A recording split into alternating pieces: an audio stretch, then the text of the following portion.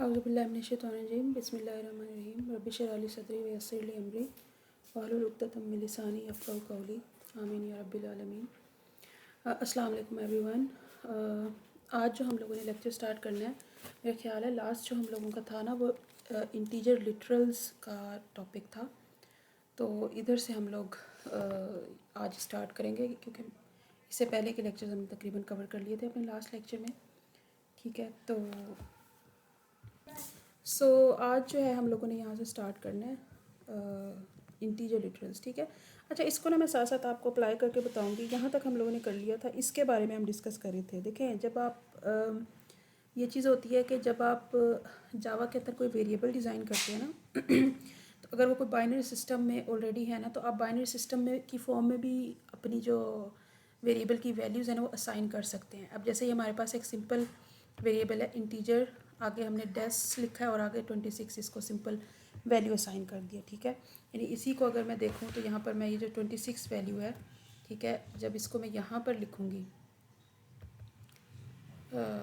26, ठीक है, और यहाँ पर हम इंटीजर लिख देते हैं वैल्यू। ठीक है, ये सिंपल अब जो है हमारा वेरिएबल डिज़ाइन हो गया है। ठीक है, अब इसकी यहाँ पर मैं इसको प्रिंट करा रही हूँ system.out.println वैल्यू। ये वैल्यू एक्चुअली ये वाली है। ठीक है, जब मैं इसको रन कराती हूँ तो एक्चुअली रन में क्या होगा, मेरे पास जो आउटपुट होगी उसमें 26 लिखी हुई आएगी। ठीक है, ये देखें यहाँ पर हमारे पास 26 लिखा हुआ आ गया। अच्छा, अब इसकी आउटपुट देखें, यहाँ पर जैसे ही मैंने इसको रन किया तो आउटपुट हमारे पास 26 आ गई है। ठीक है, तो यानी आप ने सिंपल जो है मैंने एक वैल्यू स्टोर कराई वेरिएबल के अंदर और उसको बाद में प्रिंट करा दिया। ठीक है, वैल्यू जो है हमारे वेरिएबल का नाम है।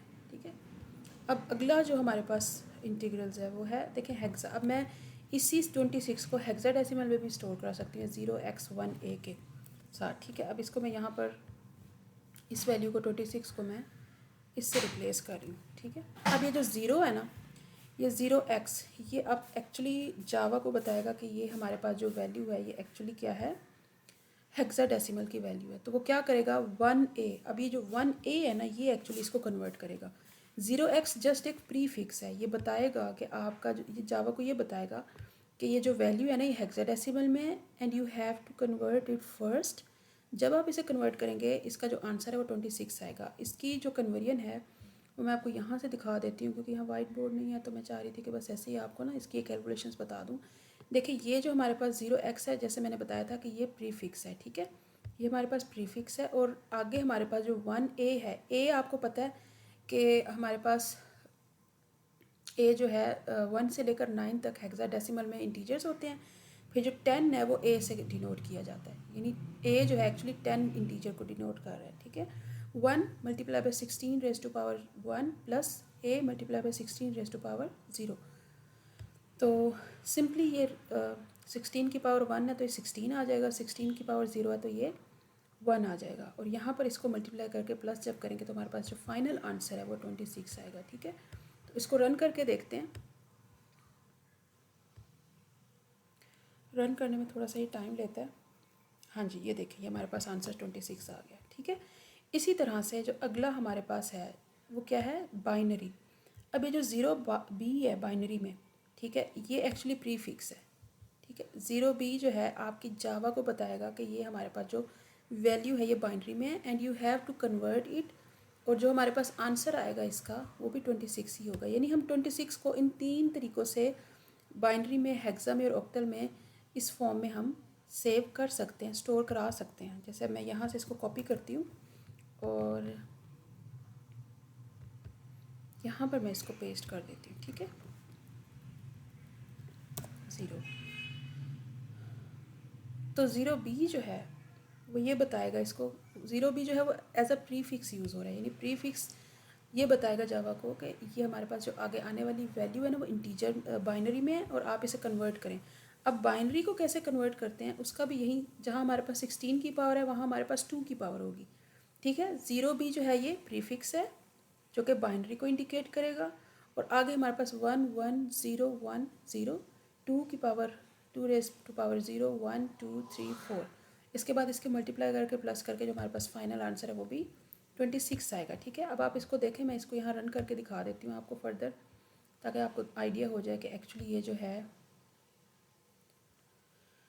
हाँ जी, ये देखें हमारे पास जो आंसर है वो यहाँ पर 26 आ रहा है। ठीक है, तो इसी तरह से हमारे पास ऑक्टल जो है, ऑक्टल के लिए भी हमारे पास जो है ये वाली वैल्यू है। अब यहाँ पर भी जो ज़ीरो है वो प्रीफिक्स है। ऑक्टल के लिए जो हमारे पास प्रीफिक्स होता है वो ज़ीरो होता है, यानी हम जावा को जब आप ज़ीरो पहले लिख देंगे ना, तो जावा को पता चल जाएगा कि अब जो आने वाली वैल्यू है वो ऑक्टल है, और इस 3 और 2 को जो है ना उसने कन्वर्ट करना है ऑक्टल के थ्रू, और फिर यहाँ पर हमारे पास कन्वर्ट करके जो वैल्यू आएगी वो एक्चुअली इस वेरिएबल के अंदर स्टोर होगी, इस वैल्यू वाले वेरिएबल के अंदर। ठीक है, तो यहाँ से मैं इसको रन करती हूँ। रनिंग के बाद देखते हैं कि हमारे पास आंसर क्या आएगा। जी, ये देखें हमारे पास 26, यानी हम इसी वेरिएबल की जो वैल्यू है उसको 3 और तरीक़ों से बाइनरी सिस्टम के थ्रू भी आप इसको सेव कर सकते हैं, और जावा के लिए वो मसला नहीं है, वो खुद ही उसको कन्वर्ट करके जो है उसमें सेव कर लेगा वेरिएबल के अंदर। ठीक है, फिर अगली हमारे पास आती है फ्लोटिंग पॉइंट। देखिए फ्लोटिंग पॉइंट का आपको पता है कि जितने भी हमारे पास डॉट के साथ यानी पॉइंट्स के साथ वैल्यूज़ आती हैं ना, वो सारी की सारी फ्लोटिंग पॉइंट वैल्यूज़ होती हैं। ठीक है, अब इसमें हमारे पास 2 मेन टाइप्स होती हैं फ्लोटिंग पॉइंट्स के लिए, जो हम जावा में यूज़ करते हैं, किसी भी प्रोग्रामिंग लैंग्वेज में यूज़ करते हैं। एक हमारे पास फ्लोट होती है और दूसरी हमारे पास डबल होती है। ठीक है, जो डबल है वो हमारे पास लार्ज कह लें कि वैल्यू है, यानी जो डबल है वो हमारे पास मैक्सिमम लार्ज रेंज की जो है ना वैल्यू है, सॉरी। और जो फ्लोट है ना उसके अंदर हमारे पास जो रेंज आती है वो स्मॉल होती है। ठीक है, तो यानी हमारे पास बिग डाटा टाइप जो है वो डबल की है और जो स्मॉल डाटा टाइप है वो फ्लोट की है। ठीक है, अब हमारे पास जो जब भी हमने ये देखिए यहाँ पर हमारे पास डाटा टाइप्स हैं इसमें, लेकिन डबल नहीं है। ठीक है, अच्छा यहाँ है। ठीक है, जैसे आप यहाँ पर देख सकते हैं कि फ्लोट जो है इसकी 3.4 ई प्लस 38, यानी फ्लोट की जो रेंज है वो है 3.4 मल्टीप्लाई बाई 10⁻38, जबकि इसकी है डबल की ज़्यादा बड़ी है 1.7 मल्टीप्लाई बाई 10⁻308। अब आप खुद अंदाज़ा लगा लें कि 38 10⁻38 बड़ा है या 308 बड़ा है। ठीक है, तो ओबियसली जो डबल की जो डाटा टाइप है उसकी रेंज बड़ी है और ये बिगर डाटा टाइप है एज़ कम्पेयर टू फ्लोट। ठीक है, तो हमारे पास जो ये अच्छा एक चीज़ है जो आपने जब भी इन डाटा टाइप्स को यूज़ करना है ना, तो इसमें आपने लगाना है, जब आप डबल की डाटा टाइप यूज़ करें तो आखिर में आप डी कैपिटल या स्मॉल लिख देते हैं। ठीक है, जैसे यहाँ पर अगर मैं इस डाटा टाइप की बात करूँ तो यहाँ पर आप सबसे पहले लिखेंगे डबल। इससे क्या होगा कि जावा को पता चल जाएगा कि कोई फ्लोटिंग पॉइंट वैल्यू है डबल के अंदर, फिर 8.90000678 समथिंग, और आखिर में डी लिख देते हैं आप। ठीक है, अच्छा जो जावा है ना वो बाय डिफ़ॉल्ट जब भी आप पॉइंट्स में वैल्यू लिखते हैं ना तो उसको एज अ डबल ही कंसिडर करती है। ठीक है, लेकिन अगर आप चाह रहे होते हैं कि नहीं जी ये फ्लोट ले यानी फ़्लोट को कंसिडर करें, तो फिर आप को फ़्लोट मेंशन करनी पड़ती है। यहाँ भी फ़्लोट लिखेंगे और एफ़ लिखेंगे आखिर में। ठीक है, यहाँ पर आप डी लिखेंगे सिंपल, और फिर यहाँ पर इस तरह से इसको जो है आप प्रिंट करा दें।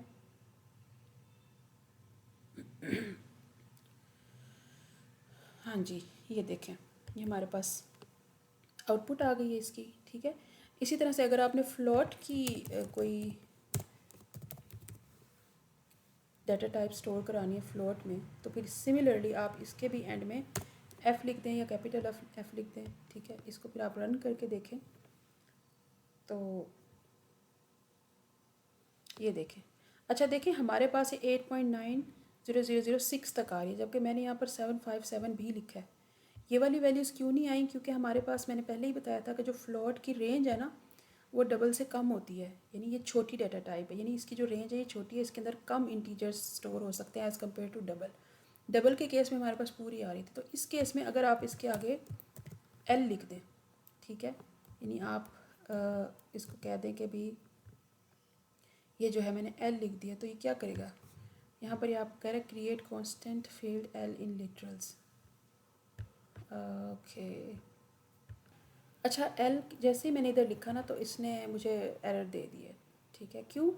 क्योंकि आपको पता है कि एल जो है वो इंटीजर्स के लिए यूज़ होता है। लाइक अगर मैं यहाँ पर इंट लिख देती हूँ, यहाँ पर देखें मैंने इंट लिख दिया, ठीक है। अगर मैं यहाँ पर इंट लिख देती हूँ, इंट जो है वो एल जो है वो इंट के केस में एक्सेप्टेबल होगा। यानी अगर आपके पास इंटीजर टाइप है और आपके जो डाटा के अंदर वैल्यूज़ हैं वो काफ़ी ज़्यादा हैं, ये लॉन्ग है, और आप चाह रहे हो कि वो सारी की सारी जो है वो स्टोर हो जाएं, ठीक है, या फिर हमें आपको शो हों, तो उसके लिए फिर आप जो है यहाँ क्या करेंगे। अच्छा, मैंने यहाँ पर इंटीजर लिखा, आगे मैंने पॉइंट्स लिखा हुआ है, जबकि यहाँ पर वैल्यूज़ भी इंटीजर होनी चाहिए, ठीक है।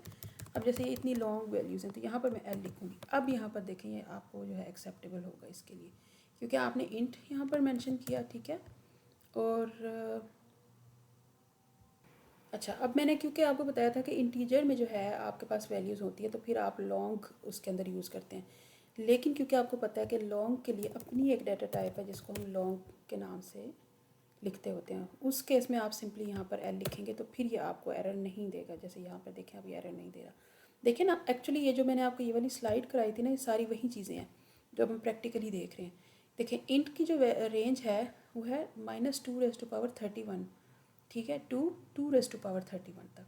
इसी तरह से लॉन्ग की जो है होगी वो भी इंटीजर्स ही, लॉन्ग भी इंटीजर्स ही सेव स्टोर करेंगे, लेकिन इसकी जो रेंज है -2⁻63 टू 2⁻63। यानी अब अगर आपको इंटीजर में लॉन्ग वैल्यूज़ चाहिए, यानी इंटीजर में आप चाहते हैं कि आप काफ़ी सारे नंबर स्टोर कराएं जो कि इंटीजर्स की कैपेसिटी से ज़्यादा है। लाइक इंटीजर्स तो इतना ही करेगा ना, 2⁻31 तक ही आपको स्टोर कराएगा, लेकिन जब आप इससे ज़्यादा वैल्यू स्टोर कराना चाहेंगे तो आपको मेमोरी भी ज़्यादा चाहिए और रेंज भी ज़्यादा चाहिए। तो यहाँ जाकर फिर आपको अपनी टाइप चेंज करनी पड़ेगी, फिर आप इंटीजर से ही गुजारा नहीं चलाएंगे।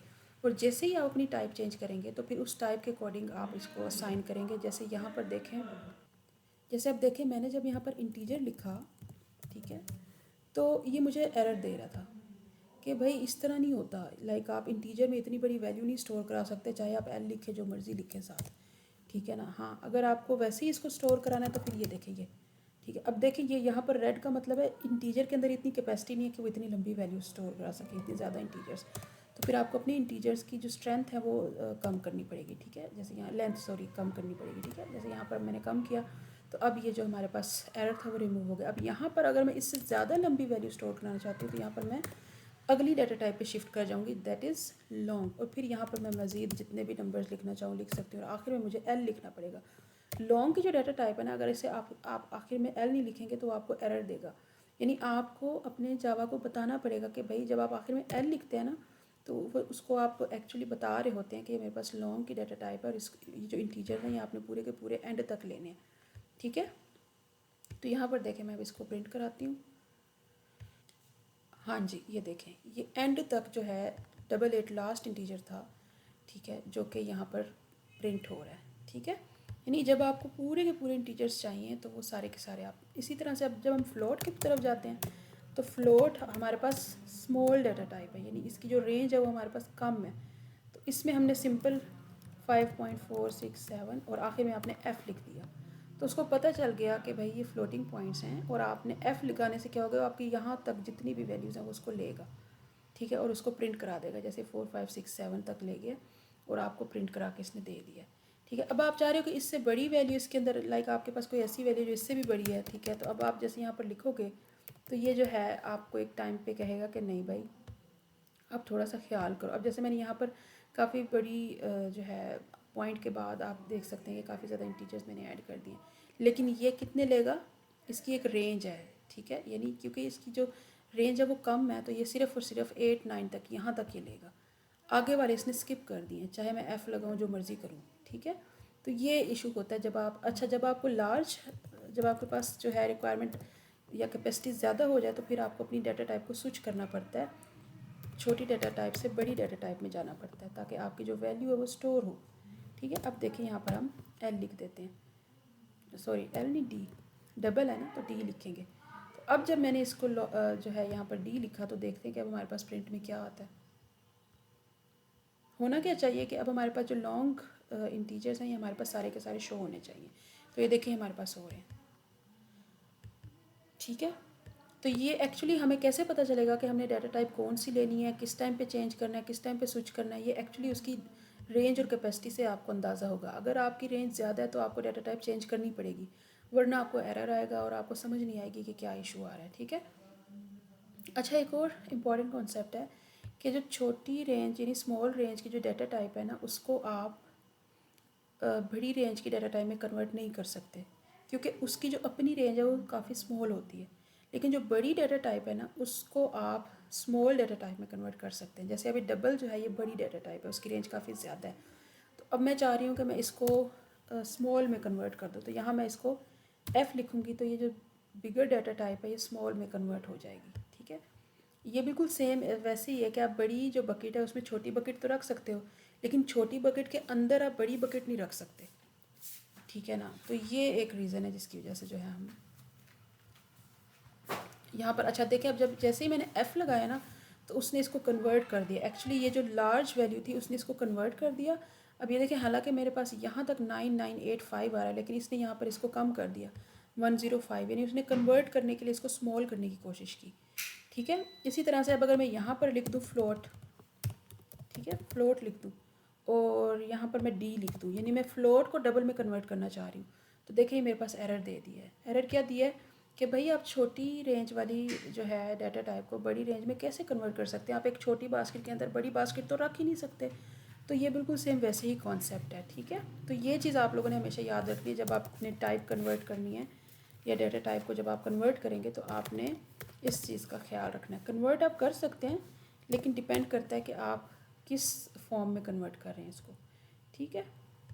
अच्छा, फिर अगली चीज़ ये है कि आप जो है जब भी आप वैल्यूज़ को स्टोर करते हैं, तो जैसे हमारे पास यहाँ पर लास्ट लाइन में लिखा हुआ है कि फ्लोटिंग पॉइंट को can be expressed in e raise to power या फिर 10 रेस टू पावर में। आपने एक्चुअली जो 10 रेस टू पावर है ना, उसको ई के साथ डिनोट करना होता है जावा के अंदर। जैसे मैं यहाँ पर लिख रही हूँ 5.4 E23।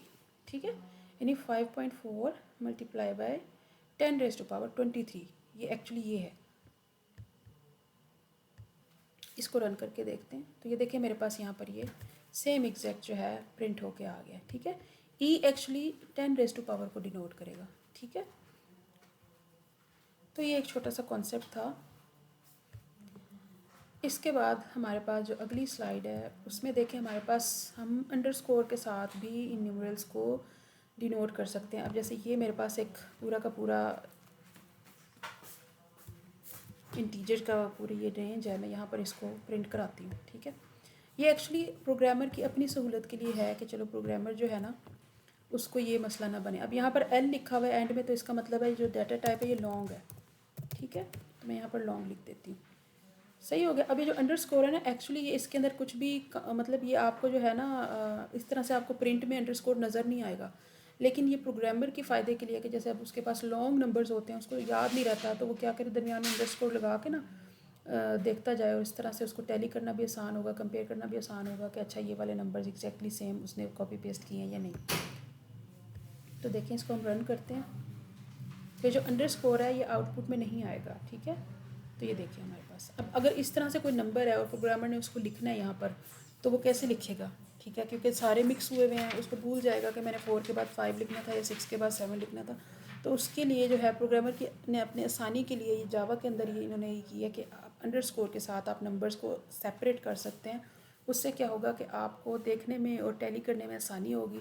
फिर प्रिंट में आपको वो पूरे के पूरे जो है वो अटैच्ड ही मिलेंगे। उस अंडरस्कोर का एक्चुअली कोई काम ही नहीं है उस तरह से, वो डाटा को चेंज नहीं करा, वो जस्ट आपकी सहूलत के लिए आपने एक रखा हुआ है। ठीक है। तो यहाँ पर देखें इसी तरह से ये भी आप, अब अगर आपके पास एक ज़ीरोज़ जो है, ज़ीरोज़ की लॉन्ग लाइन है, ठीक है ना, तो उसमें आप देखें यहाँ पर हमारे पास, अब मैं इसको यहाँ ज़ीरोज़ अगर मैं 9 ना भी लिखूँ, सिर्फ ज़ीरोज़ भी लिख दूँ तो इससे कोई ख़ास फ़र्क नहीं पड़ेगा। ठीक है। अब देखिए यहाँ पर मैंने इसको लिख दिया, तो अगेन अब ये मुझे तो इजीली रीडेबल है मेरे लिए कि अच्छा 999 है, फिर 999 है, फिर 999 है, लेकिन जावा जो है उस वो इसको अटैच करके ही पड़ेगा इस तरह से। देखिए हमारे पास जैसे आउटपुट में आ रही है। ठीक है। तो आखिर में आपने यहाँ पर एल जो है ये लॉन्ग के लिए हमेशा लिखेंगे, ये लॉन्ग टाइप के साथ आपने एल ज़रूर लिखना है। ठीक है, हो गया। तो इसी तरह से ये अगली स्लाइड में हम देखें।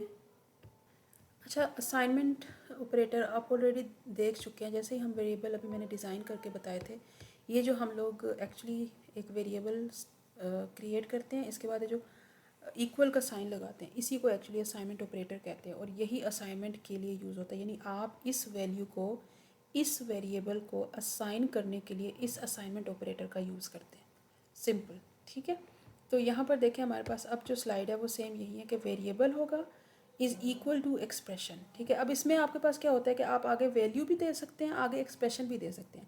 यानी अगर आप एक्सप्रेशन देते हैं तो उसको ऑटोमेटिकली कैलकुलेट करेगा। जैसे अब यहाँ पर हमारे पास इंट y इज़ इक्वल टू 1 है, ये सिंपल है। यानी सिंपल असाइनमेंट ऑपरेटर के साथ आपने एक वेरिएबल क्रिएट कर लिया, असाइन 1 टू वेरिएबल y। जबकि यहाँ पर लिखा हुआ है int x is equal to 5 multiply 3/2। अब ये जो है ना हमारे पास एक इम्पॉर्टेंट चीज़ है कि ये यहाँ पर क्योंकि एक एक्सप्रेशन है, सिर्फ वैल्यू नहीं एक्सप्रेशन है, तो ये क्या करेगा कि यहाँ पर सॉरी मैं क्या करती हूँ कि इसी को ना कॉपी पेस्ट करके आपको इसको रन करके दिखाती हूँ। Ctrl+C किया मैंने, यहाँ पर इसको यहाँ पर मैंने इसको पेस्ट किया। ठीक है, ठीक है, ये देखें अभी हमारे पास जो है कंप्लीट एक्सप्रेशन है। यानी पहले 5 लेगा, 3/2 करके जो उसका आंसर आएगा उसको मल्टीप्लाई करेगा 5 के साथ।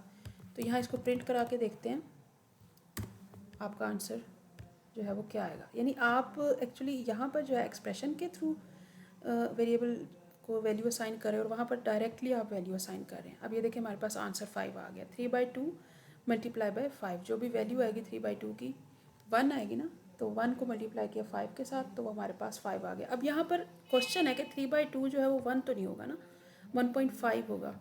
ठीक है, लेकिन हमने क्योंकि इसको इंटीजर वैल्यू यूज़ की है, इंट यूज़ किया ना यहाँ पर डाटा की टाइप को, तो इसलिए जो है वो हमें पॉइंट्स में वैल्यू आंसर नहीं दिया उसने। अब अगर मैं यहाँ पर लेट्स सपोज फ्लोट लिख देती हूँ, ठीक है, तो अब यहाँ पर देखते हैं कि हमें क्या आंसर देगा। ठीक है, हाँ अब देखिए हमारे पास इसने 5.0 लिख दिया। यानी अगर आपको आंसर जो है वो पॉइंट्स में चाहिए, आप चाह रहे हैं कि मुझे एग्जैक्ट पॉइंट के बाद वाला आंसर भी मिले, तो उसके लिए आप फिर अपनी डाटा टाइप को चेंज कर दें। ठीक है, यहाँ पर आप वैसे ये भी लिख सकते थे फ्लोट, ज़ाहिर जब भी आपने वैसे पॉइंट लगाना तो आपको यहाँ पर 3.0, ठीक है, इसी तरह से 2.0, ठीक है, ये भी लिख सकते हैं। लेकिन वैसे अगर इसकी ऐसे ज़रूरत नहीं है, अगर आप फ्लोट लिख देते हैं तो वो काफ़ी है। ठीक है,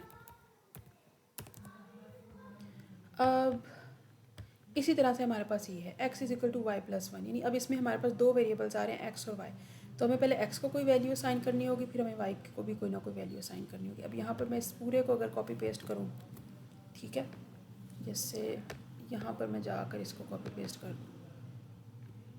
अब इसमें है क्या, पहले हमने y को वैल्यू असाइन की, फिर x को हमने एक एक्सप्रेशन के थ्रू एक वैल्यू असाइन की, फिर हमने x में जो है y प्लस 1 कर दिया, यानी जो भी y के अंदर वैल्यू उसमें +1 हो जाए, और फिर आखिर में हमने प्रिंट करा दिया इसी x को। अब x के अंदर जो लेटेस्ट वैल्यू है ना इस एक्सप्रेशन के बाद, वो वाली इस x के अंदर सेव होगी, और इसी x को हमने फिर आगे प्रिंट करा दिया। तो देखते हैं आंसर क्या आता है। देखिए हमारे पास y की वैल्यू 1 है, x के अंदर ये वाली जो वैल्यू अभी 5 होगी। ठीक है, अब y की वैल्यू 1 है प्लस 1, 1 + 1 इज़ इक्वल टू 2। अब ये वाला जो एक्सप्रेशन है ना इसमें ये यूज़ ही नहीं हुआ। ठीक है, ये देखें ये वाला जो है ये यूज़ ही नहीं हुआ। क्यों नहीं यूज़ हुआ? क्योंकि मैंने यहाँ पर x को प्रिंट कराया, और x के अंदर एक्चुअली y है, y + 1 यानी y की वैल्यू को उठा रहा है, x यहाँ पर यूज़ ही नहीं हो रहा। ठीक है, तो इसलिए जो है वो उसने यहाँ पर हमें जो आंसर है वो 2 दिया। और इस वाले x को उसने इसलिए नहीं उठाया क्योंकि ये एक वेरिएबल है, ये कोई यानी कह लें कि कोई कैलकुलेशन नहीं है। कैलकुलेशन का जो आंसर है वो आपका x के अंदर सेव हो रहा है, इस वाले x के अंदर। ये तो जस्ट एक वेरिएबल है जो हमने एक इनिशिएट कर दिया वेरिएबल, और उसको यानी वेरिएबल को हमने एक इनिशियलाइज़ कर दिया यहाँ पर। लेकिन एक्चुअली जो काम हो रहा है, जो कैलकुलेशन हो रही है वो यहाँ हो रही है। अगर मैं इस x को आगे फर्दर कहीं यूज़ करूँ तो फिर इसकी वैल्यू यूज़ हो जाएगी, यानी फिर ये वाली जो वैल्यू x के अंदर स्टोर है फिर वो आगे हमारे एक्सप्रेशन में यूज़ हो जाएगी। लेकिन क्योंकि मैंने अभी सिर्फ एक्सप्रेशन यहाँ पर लिखा हुआ है, कैलकुलेशन मेरी यहाँ हो रही है, एक्चुअली जो फंक्शन है वो यहाँ पर परफॉर्म हो रहा है, तो वो यहाँ से सिर्फ वैल्यूज़ को उठा रहा है। लेकिन इस अगर यहाँ पर x की ज़रूरत होती, x अगर मैंने यहाँ पर लेट्स सपोज यहाँ पर मैं x लिख देती हूँ, ठीक है, अब वो क्या करेगा, वो इस वाली वैल्यू को उठाएगा, अब वो y को नहीं उठाएगा। ठीक है, और इसकी जो वैल्यू हो फिर x के अंदर जाके स्टोर करेगा। अब इसको यहाँ पर रन करके देखते हैं।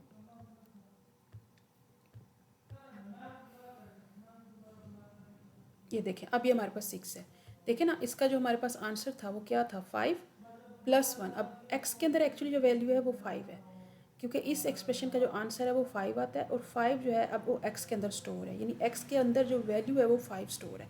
फिर 5 इसके अंदर जो वैल्यू स्टोर है वो यहाँ से वैल्यू उठाएगा, 5 यहाँ पर लिखेगा, 5 + 1 = 6।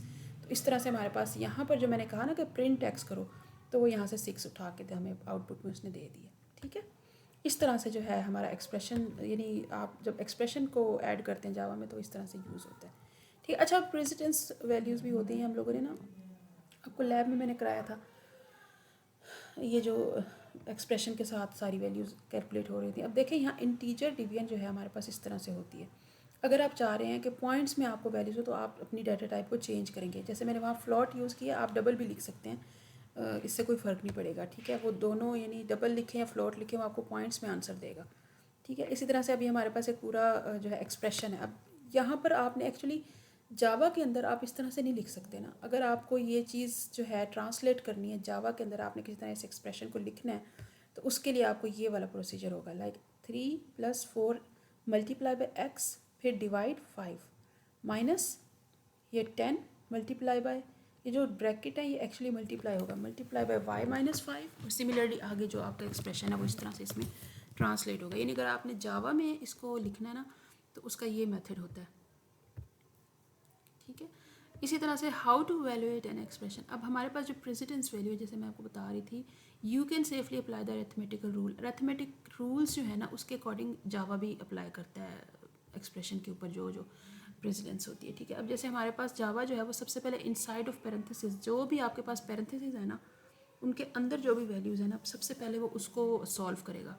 यानी आपके एक्सप्रेशन के अंदर जितनी भी पैरेंथेसिस है ना उसको सबसे पहले वो सॉल्व करके आपका जो एक्सप्रेशन है वो इस तरह से बन जाएगा, पैरेंथेसिस गायब हो जाएंगे उसमें से। फिर मल्टीप्लिकेशन होंगी, जितनी भी मल्टीप्लिकेशन हैं फिर वो सबसे पहले कैलकुलेट करके रिजॉल्व की जाएंगी। फिर एडिशन की बारी आएगी, फिर सबसे एंड में सब्ट्रैक्शन। ठीक है, सब्ट्रैक्शन का फिर जो आपके पास आएगा वो रिजल्ट इस तरह से आ जाएगा। फिर हमारे पास है आगमेंटेड असाइनमेंट ऑपरेटर। हमारे पास दो हम असाइनमेंट ऑपरेटर को इकट्ठे भी लिख सकते हैं, जैसे plus and equal to, minus equal to, divide equal to. ठीक है, ये दोनों हम इकट्ठे भी लिख सकते हैं। जैसे अब एग्जांपल के तौर पर आप देखें, x डिवाइड = 4 + 5.5 × 1.5। अभी वो यानी जो आपको पता है जो डिवीजन है मल्टीप्लिकेशन के बाद जो सबसे पहली चीज़ होती है वो डिवीजन होती है, तो वो ऑटोमेटिकली इसको डिवाइड ही करेगा। जैसे अब यहाँ पर ये जो एक्सप्रेशन है ये किसके इक्वल है, x = x डिवाइडेड बाय, यानी x डिवाइडेड बाय 4 यानी ये वाला जो भी एक्सप्रेशन है वो सारा का सारा x के ऊपर डिवाइड होगा। ठीक है, x डिवाइड, यहाँ पर आप x पहले लिख लें, डिवाइड लिख लें, या फिर यहाँ पर आप इसको डिवाइड को ना लिखें, यहाँ पर इस तरह से लिख लें, वो भी एक ही बात है। लेकिन अगर आप इस तरह से भी लिख लेंगे तब भी जावा को समझ आ जाएगी। ऐसा नहीं है वो आपको कहे कि भाई ये क्या कर रहे हो। ठीक है, अब जैसे मैं इसको यहाँ पर अप्लाई करके भी दिखा देती हूँ आपको। ठीक है, अब इसको ज़रा रन करके देखते हैं।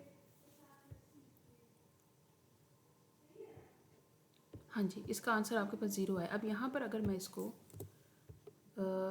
यहाँ लिखती हूँ x डिवाइडेड बाय, ठीक है,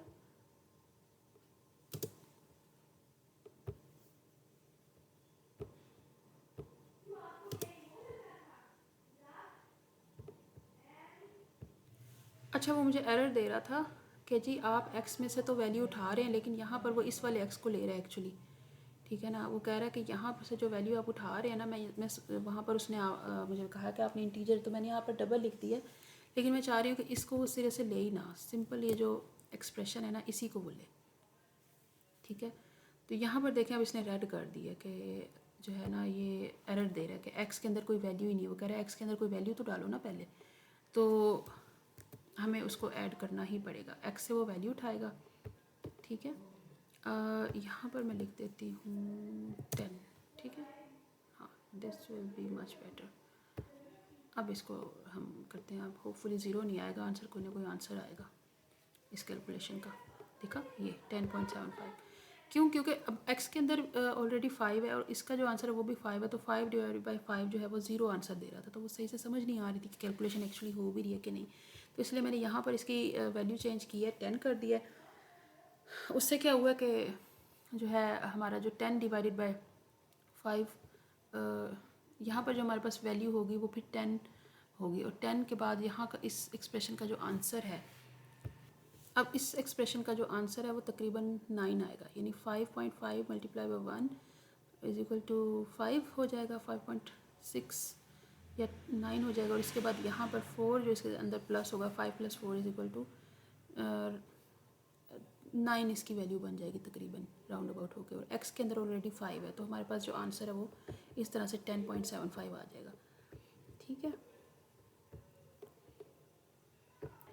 अच्छा, टाइप कास्टिंग क्या होती है कि आप एक्चुअली कन्वर्ट कर रहे होते हैं टाइप, एक टाइप को दूसरी टाइप में कन्वर्ट कर रहे होते हैं। अच्छा, कुछ जो टाइप्स होते हैं ना वो ऑटोमेटिकली कन्वर्ट हो जाती हैं जावा के अंदर ना, कुछ प्रोग्रामर को खुद से कन्वर्ट करनी पड़ती है, यानी वो जावा जो है ना वो ऑटोमेटिकली कन्वर्ट नहीं कर पा रहा होता, तो एक्सप्लिसिटली जो है वो प्रोग्रामर को खुद से कन्वर्ट करनी पड़ती हैं टाइप्स। जैसे अब यहाँ पर आप डाटा टाइप का नाम लिखेंगे सबसे पहले, आगे एक्सप्रेशन लिख लें। जैसे यहाँ पर हमारे पास इंट है, इंट जो है वो डाटा टाइप है और इसमें हमारे पास इंटीजर्स होने चाहिए, जबकि आगे आपने देखे लिखा होगा 7.9। अब जावा क्या करेगा, क्योंकि मैंने पहले यहाँ पर इंटीजर लिखा है तो 7.9 लिखा है, वो क्या करेगा इसको ऑटोमेटिकली इंटीजर में खुद ब खुद कन्वर्ट कर लेगा, 7 लिख देगा। ठीक है। इसी तरह से इंट अगर 3.3 लिखती हूँ तो वो 3 कर देगा इसको, पॉइंट के बाद वाली जो वैल्यू वो इसलिए इसको रिमूव कर देगा क्योंकि मैंने जो है इंटीजर लिख दी है।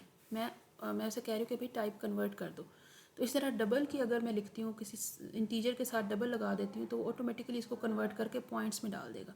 ठीक है। इस तरह डबल 5 + 3 लिखूँगी तो वो डबल आगे 8.0 होगा, 8 नहीं होगा। अगर मैं यहाँ इंटीजर लिखूँगी ना तब वो इसको होल नंबर लेगा, अदरवाइज़ वो जो पॉइंट के बाद वाली जो वैल्यू है ना 0.0 भी होगा ना तो वो इधर लिखेगा।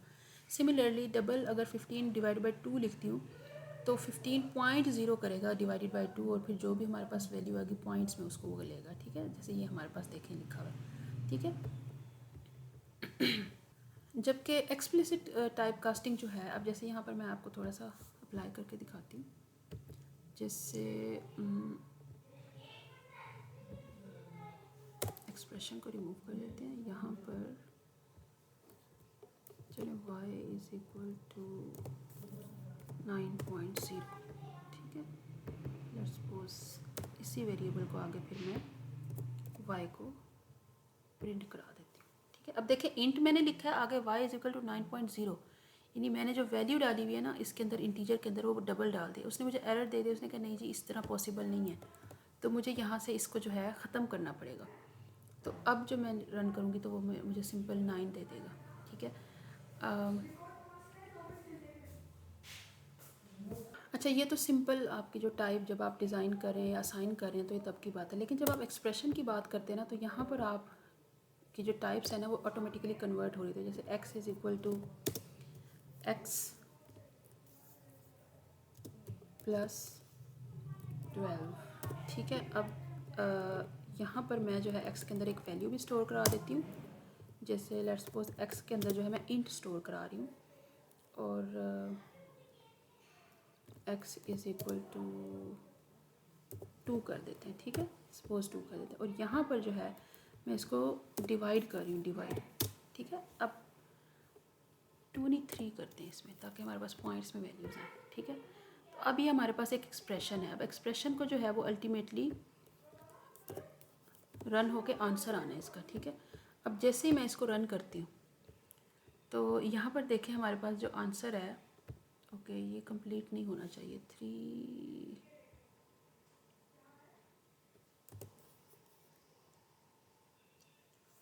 वेट वाई, वेरिएबल का नाम चेंज करते हैं 5। ठीक है। और यहाँ पर मैं इसको वाई लिखती हूँ, नाउ इट्स मच बेटर। ठीक है। तो अच्छा, अब यहाँ पर मैंने दोनों वेरिएबल्स को प्रॉपर्ली इनिशिएट कर दिया है। ठीक है। और इसके बाद मैंने यहाँ एक एक्सप्रेशन लिखा है। अब इस एक्सप्रेशन का जो आंसर है ना वो एक्चुअली आपके पास जो आंसर है ना वो है 0.4 समथिंग। ठीक है। तो लेकिन हमारे पास जो जावा है ना वो आंसर दे रहा है 0। क्यों?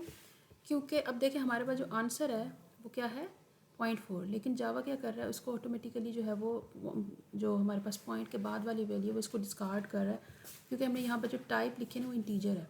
अब ये जो है क्योंकि ऐसी टाइप है जो कि जावा ऑटोमेटिकली कन्वर्ट नहीं कर सकता।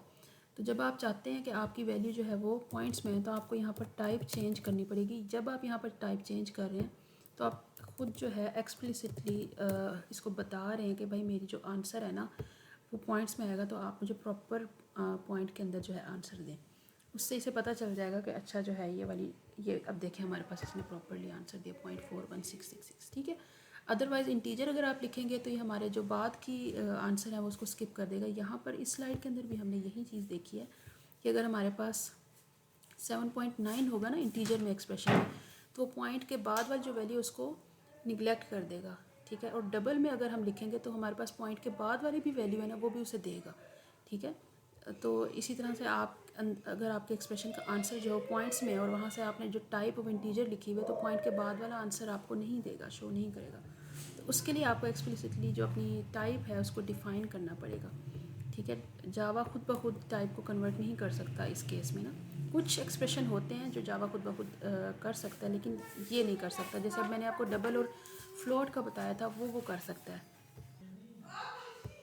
अच्छा, सिमिलरली आप एक्सप्लिसिटली भी टाइप कन्वर्ट कर सकते हैं। उसका तरीका क्या होता है कि आप जैसे यहाँ पर इंट लिखेंगे x=10। अब हमने आगे लिखा है फ्लोट, यानी y जो है वो फ्लोट ले और x और एक्चुअली जो है x क्या है, इंट है।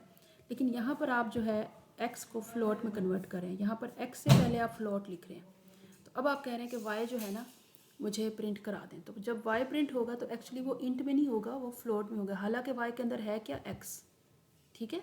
y के अंदर एक्चुअली x है जो कि इंटीजर है, लेकिन क्योंकि हमने x को एक्चुअली कन्वर्ट कर दिया फ्लोट में तो हमारे पास जो आंसर है वो 10.0 आएगा, ठीक हो गया। अच्छा, यहाँ पर ना मैंने डबल दफ़ा प्रिंट की स्टेटमेंट लिखी हुई है, इसलिए वो 2 दफ़ा प्रिंट करके दे रहा है। अब जो है वो हमें एक ही देगा। इस तरीके से आप जो है एक्सप्लिसिटली टाइप को कन्वर्ट कर सकते हैं। इसे हम एक्सप्लिसिटली जो है टाइप कास्टिंग कहते हैं, कि आप टाइप को, प्रोग्रामर खुद किसी टाइप को कन्वर्ट कर रहा है। और ये पॉसिबल है कि आप एक टाइप को दूसरी टाइप में कन्वर्ट कर सकते हैं, लेकिन फिर उसके लिए आपको क्या करना पड़ता है कि आप वेरिएबल से पहले उस टाइप को मेंशन करते हैं, ठीक है। जैसे यहाँ पर फ्लोट y= फ्लोट x लिखा है मैंने, x हालांकि इंटीजर है, लेकिन जब मैंने इसके आगे फ्लोट लिख दिया तो मैंने उसकी टाइप को इंटीजर से फ्लोट में कन्वर्ट कर दिया। तो इस तरह से मेरे पास जो आंसर है वो फ्लोट में आएगा, यानी एक्चुअली जो हमारे पास टाइप थी x की वो कन्वर्ट होके फ्लोट में कन्वर्ट हो गई है, ठीक है। सिमिलरली हमारे पास एक और एग्जांपल है जिसमें देखिए हमारे पास ये डबल में एक वेरिएबल है d 9.78। अब ये पॉइंट्स में है। अब मैं डबल को इंटीजर में कन्वर्ट करने लगी हूँ। इंट, यहाँ पर मैंने एक नया वेरिएबल क्रिएट किया, आगे मैंने इंट की टाइप लिखी और मैंने डी लिख दिया। डी एक्चुअली क्या है, डबल है, लेकिन यहाँ पर मैं इसकी टाइप को एक्सप्लिसिटली चेंज कर रही हूँ इंटीजर में। तो इसलिए हमने जब आई को प्रिंट कराया तो हमारे पास एक्चुअली जो डबल की वैल्यू है वो इंटीजर में कन्वर्ट हो जाएगी और हमारे पास जो यहाँ आंसर है वो 9 आएगा, 9.78 नहीं आएगा। क्यों? क्योंकि मैंने डबल की जो टाइप है उसको इंटीजर में कन्वर्ट कर लिया। ये एक्सप्लिसिटली मैंने कन्वर्ट किया है, यानी प्रोग्रामर जब खुद कोई टाइप को कन्वर्ट करता है तो उसको हम कैसे कहते हैं, एक्सप्लिसिटली टाइप कास्टिंग। जबकि कुछ जो टाइप्स हैं वो जावा खुद भी कन्वर्ट कर सकता है सिनेरियो की बेस पे, तो उसको हम इम्प्लिसिट टाइप कास्टिंग कहते हैं। यानी इम्प्लिसिटली जो है जावा की टाइप्स जो है वो कन्वर्ट हो रही होती हैं, ठीक है, यानी डन ऑटोमेटिकली बाय जावा। ये हमारे पास इम्प्लिसिट कास्टिंग होती है। इसकी एग्जांपल देख लेते हैं एक छोटी सी। जैसे इंट, मैंने एक वेरिएबल क्रिएट किया, ए के अंदर मैंने 5 वैल्यू दी। अब ये इंटीजर वैल्यू है 5, ठीक है। अब मैं डबल एक और वेरिएबल क्रिएट करती हूँ, डबल लिख के b=a लिख देती हूँ। अब जैसे ही मैं यहाँ पर b=a लिखती हूँ तो मैंने जब प्रिंट कराया b को, तो ये क्या करेगा कि इंटीजर की जो वैल्यू है उसको ऑटोमेटिकली कन्वर्ट कर देगा डबल में, ठीक है। और इस तरह से हमारे पास जो आंसर होगा वो एक्चुअली क्या होगा, 5.0। यानी आप इस तरह से भी टाइप को कन्वर्ट कर सकते हैं, ठीक है। लेकिन ये जो है इसमें मैंने यहाँ पर मेंशन नहीं किया, लाइक यहाँ पर मैंने डबल के बाद ए लिखा हुआ है तो यहाँ पर मैंने लिखा नहीं। यहाँ पर मैं लिख सकती हूँ इंट, सॉरी डबल लिखेंगे ना आप, यहाँ पर डबल, अब यहाँ ए, ये इस तरह से अगर आप करते हैं तो फिर ये एक्सप्लिसिटली, यानी प्रोग्रामर ने खुद लिखा और ख़ुद उसको बताया कि ये वाली टाइप है। लेकिन अगर मैं इसको यहाँ पर नहीं मेंशन करती, सिंपली मैं इसको जो है इस तरह से असाइन कर देती हूँ एक और टाइप में, तो ये क्या करेगा कि ये ऑटोमेटिकली जावा खुद ब खुद इसे कन्वर्ट कर देगा, मुझे यहाँ पर मेंशन करने की ज़रूरत नहीं है कि टाइप को कन्वर्ट करो। तो इसको हम कहते हैं इम्प्लिसिट, ठीक है। क्योंकि देखें इसमें एक्चुअली कोई एक्सप्रेशन नहीं हो रहा, कोई कैलकुलेशन नहीं हो रही, इसमें सिंपल जस्ट एक टाइप कन्वर्जन के लिए मैंने एक वेरिएबल क्रिएट किया, ठीक है। यानी मैं इसको आगे यूज़ तो जब करूँगी, लेकिन फ़िलहाल सिर्फ मैं चाह रही हूँ कि ये वाली जो टाइप है ना ये कन्वर्ट होकर इंटीजर से डबल में कन्वर्ट हो जाए। तो इसके लिए मैंने स्पेशली एक वेरिएबल क्रिएट किया जिसको मैंने डबल के नाम से बी से इनिशिएट कराया, ठीक है। तो ये जो है ना बेसिकली, लेकिन ये जो है इम्प्लिसिट कास्टिंग है, क्योंकि इसमें आपका जो जावा है ना वो ऑटोमेटिकली खुद कन्वर्ट कर लेगा।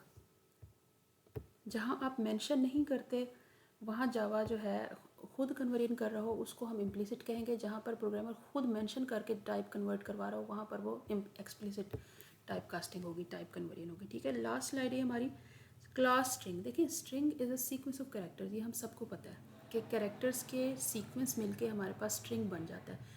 एक जो सिंगल कैरेक्टर है वो कैरेक्टर सिंगल कैरेक्टर होगा, लेकिन जब आपके पास सिमिलरली जो है कैरेक्टर्स 2 या 4 या 5 या 10 मिल के हमारे पास एक स्ट्रिंग बनाता है। जैसे हमारे पास ये एक पूरी स्ट्रिंग है, जबकि अगर हम सिर्फ डब्ल्यू को देखें तो ये सिंगल कैरेक्टर है। तो जब हमारे पास डिफरेंट कैरेक्टर्स मिल के एक ग्रुप की फॉर्म में आते हैं तो वो हमारे पास स्ट्रिंग बन जाती है, ठीक है। String type is to use represent the collection of characters, ठीक है। Class string is predefined class in the Java library. Java library के अंदर ऑलरेडी क्लास स्ट्रिंग की एक क्लास बनी हुई है, ठीक है, और ऑलरेडी वो जावा की लाइब्रेरी के अंदर स्टोर है। तो हमें जस्ट कॉल करना है इसको, ठीक है। जो भी आपकी क्लास ऑलरेडी जावा के अंदर बनी हुई है उसको आपको नए सिरे से इंस्टॉल करने की, इनिशिएट करने की या कोड उसका लिखने की बिल्कुल ज़रूरत नहीं है। उसको जस्ट आपने कॉल करना है। कॉल कैसे करेंगे, आप जस्ट उस कीवर्ड को लिखेंगे, क्योंकि वो जो रिजर्व कीवर्ड है ना उन्हीं में से एक कीवर्ड होगा जो जावा के अंदर ऑलरेडी उस लाइब्रेरी के अंदर स्टोर होगा। जस्ट आपने उस कीवर्ड को लिखना है तो वो कॉल हो जाएगी लाइब्रेरी से वो क्लास, और जस्ट जब आप कॉल करेंगे तो वो ऑटोमेटिकली इम्प्लीमेंट हो जाएगी, ठीक है। The string type is not a primitive type. जो स्ट्रिंग की टाइप है ना वो कोई प्रिमिटिव टाइप नहीं है। यानी प्रिमिटिव टाइप कौन सी होती है, आपके पास है जो double, int, byte, short, long, double, ये जितनी भी आपके पास टाइप्स हैं सारी की सारी प्रिमिटिव टाइप्स हैं। जबकि स्ट्रिंग जो है ये प्रिमिटिव टाइप नहीं, ये एक ऑब्जेक्ट और क्लास की तरह आपकी जावा के अंदर लाइब्रेरी के अंदर स्टोर होती है, ठीक है। A string that contains no character is called null और एम्प्टी। ऑब्वियसली जिस स्ट्रिंग के अंदर कोई करेक्टर नहीं होगा उसे हम नल स्ट्रिंग कहेंगे, ठीक है। जैसे हमारे पास एग्जांपल्स हैं यहाँ पर, string variable name is equal to some string. अब इस तरह से हम लोग इसको मैं रन करके दिखा देती हूँ आपको एक दफ़ा।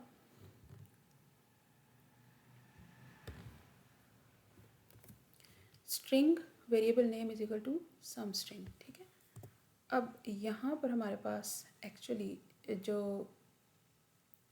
वेरिएबल नेम है, यहाँ पर आप कोई वेरिएबल का नाम लिखते हैं, मी लिखते हैं, चलिए, ठीक है। और यहाँ पर आप इसको प्रिंट करा दें, ठीक है, ठीक है। अब यहाँ पर जो है आपने स्ट्रिंग, जस्ट आपने यहाँ पर स्ट्रिंग जैसे ही लिखा, जावा ने अपना वो जो उसके पीछे क्लास सेव है स्ट्रिंग की वो उसने उसको कॉल कर दिया। फिर यहाँ पर आपने वेरिएबल का नाम दिया। मैं यहाँ पर मी की बजाय ना वैल्यू लिख देती हूँ, ठीक है, ये वैल्यू, और इसको यहाँ पर प्रिंट भी करा देती हूँ, ठीक है। और यहाँ पर फिर मैंने इन्वर्टेड कॉमर्स के अंदर जो भी स्ट्रिंग मैंने लिखनी है, कुछ भी XYZ जो भी मैं लिखना चाह रही हूँ, प्रिंट कराना चाह रही हूँ, यहाँ वो मैंने लिख दिया, मेंशन कर दी। अब इसको रन कराएंगे तो हमारे पास क्या होगा कि सिंपली ये प्रिंट हो जाएगी हमारे पास स्ट्रिंग, ये देखें, ठीक है। तो इस तरह से जो है ये क्लास वर्क करती है। Character string, character literal string, constant, ठीक है, ये पूरी की पूरी क्लास है। इसकी जो है आप जस्ट आप इसको कॉल करेंगे और इसको यूटिलाइज कर सकते हैं, ठीक है। So this is it for today's lecture. Thank you so much.